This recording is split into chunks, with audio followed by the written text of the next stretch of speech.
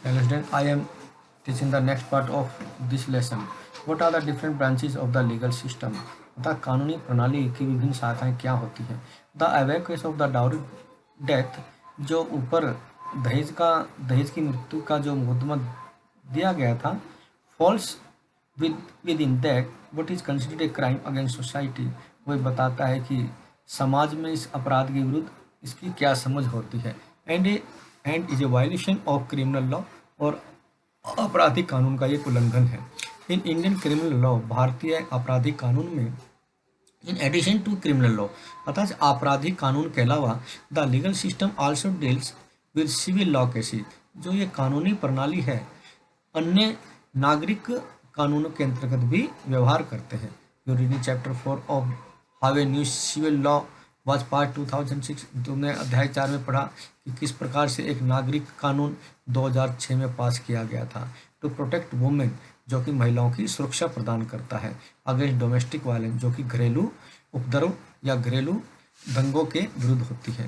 Look at the following table to understand, इस नीचे दी गई तालिका को देखो और ये समझो। Some of the significant difference between criminal and civil law, अर्थात आपराधिक और नागरिक कानून के मध्य क्या क्या मतभेद होते हैं, अंतर होते हैं। Does everyone have access to the court, क्या सभी को अदालत तक पहुंचने क्या सभी अदालत तक पहुंच सकते हैं? In principle all citizen of India can access the courts in this country, सिद्धांतों में या कानूनों के अंतर्गत या सिद्धांतों के अंतर्गत सभी नागरिकों को अदालत तक इस देश के अदालत तक पहुंचने का अधिकार होता है, अर्थात पहुंच सकते हैं।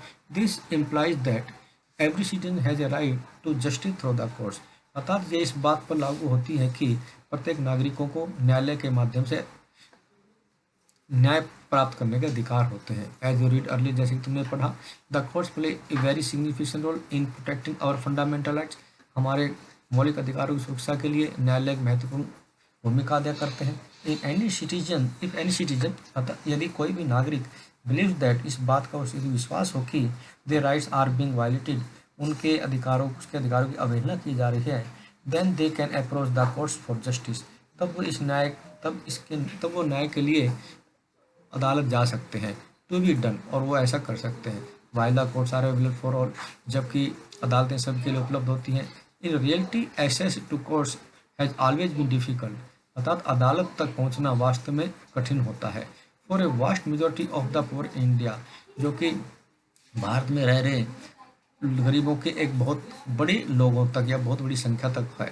Legal procedure involve in A lot of money, अर्थात जो कानूनी प्रक्रिया होती है इनमें बहुत अधिक पैसे की आवश्यकता होती है। And paper work as well as take up a lot of time, साथ साथ में बहुत समय भी लगता है। फॉर ए पुअर पर्सन, एक गरीब व्यक्ति के लिए, वो कैन नॉट रीड, जो भी पढ़ नहीं सकता है, and with family depends on A daily basis, और जिसका परिवार एक दैनिक मजदूरी पर निर्भर होता है। The idea of going to court, अदालत जाने का जो विचार होता है, to get justice often seem too remote, और न्याय प्राप्त करने का यह उससे बहुत दूर होता है।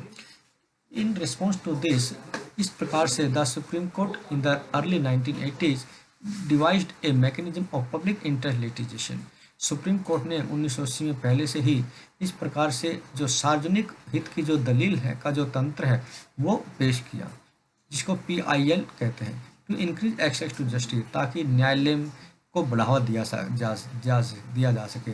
इट अलाउज मैनी इंडिविजुअल, यह बहुत सी व्यक्तियों को इस बात की अनुमति देता है, या ऑर्गेनाइजेशन या संगठनों को इस बात की अनुमति देता है to file a PIL in the High Court और सुप्रीम कोर्ट, कि वे उस न्यायालय या उच्चतम न्यायालय में एक सार्वजनिक हित की याचिका दायर कर सकते हैं। ऑन बिहाफ ऑफ दोज, उनके आधार पर या उनके पक्ष में, उस राइट्स फॉर बीइंग वायलेटेड, जिनके अधिकारों का उल्लंघन किया गया है।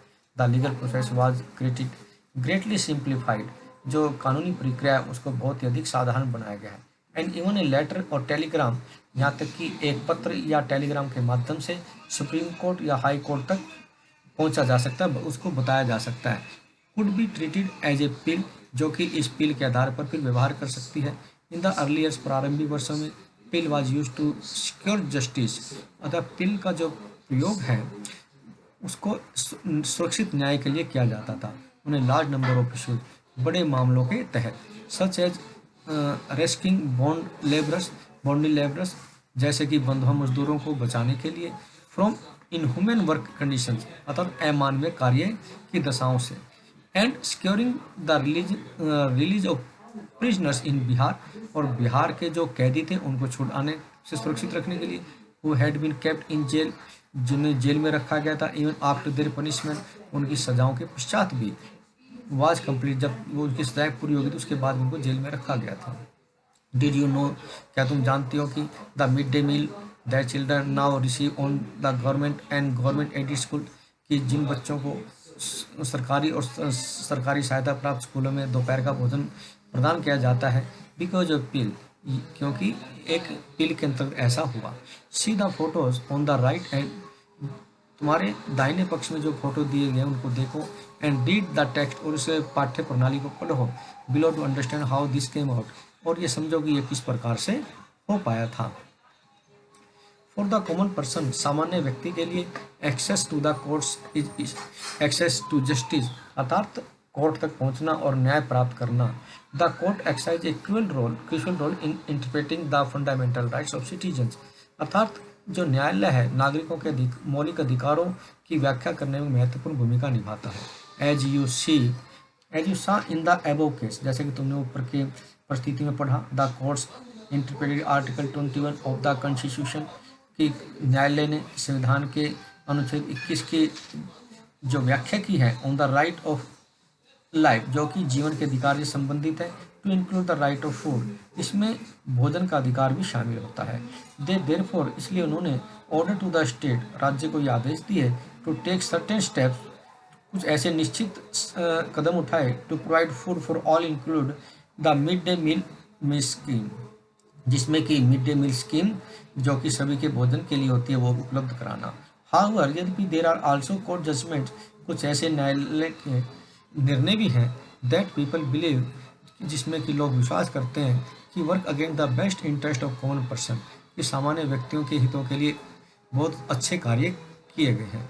फॉर एग्जाम्पल, उदाहरण क्या, activist who work and issues concerning the right to shelter, अर्थात ऐसे कार्यकर्ता जो कि आवास के अधिकारों से संबंधित मामलों पर कार्य कर रहे होते हैं, एंड हाउसिंग फॉर पुअर, और जो गरीबों के घरों के लिए कार्य कर रहे होते हैं, बिलीव दैट, वो ऐसा भी मानते हैं कि रिसेंट जजमेंट के हाल ही के जो निर्णय हैं ऑन एविक्शंस, इन अधिकारों पर, are a far cry for earlier judgement, वो पहले दिए गए निर्णयों से ही निर्णयों से काफ़ी दूर है, अर्थात उनसे हटकर है।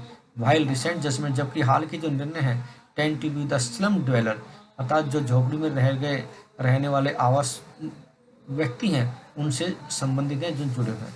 As an encroacher in the city, जैसा कि शहरों में कुछ लोग भूमि पर कब्जा कर लेते हैं। अर्लियर जजमेंट, उससे जो पहले निर्णय थे, जैसे 1985 में Olga Tellis versus Mumbai municipal had tried to protect the livelihood of slum drivers, तो इस प्रकार से जो झोपड़ी में रहने वाले व्यक्ति हैं उनके जीवन निर्वाह की ये सुरक्षा करने का प्रयास माना गया है या करते हैं।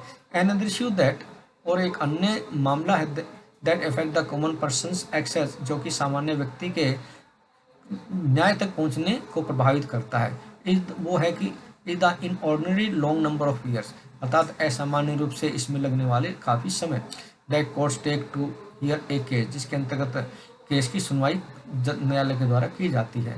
द फ्रेश, ये जो चरण है, अर्थात ये जो समय है, justice delayed is justice denied, कि निर्णय में देरी निर्णय को खराब कर देती है। इज ऑफन यूज टू, ये प्रायः प्रयोग की जाता है, to characterise this extended time, इस बढ़े हुए समय की विशेषताओं के आधार पर, दैट कोर्ट्स टेक, जो कि न्यायालय में लगता है।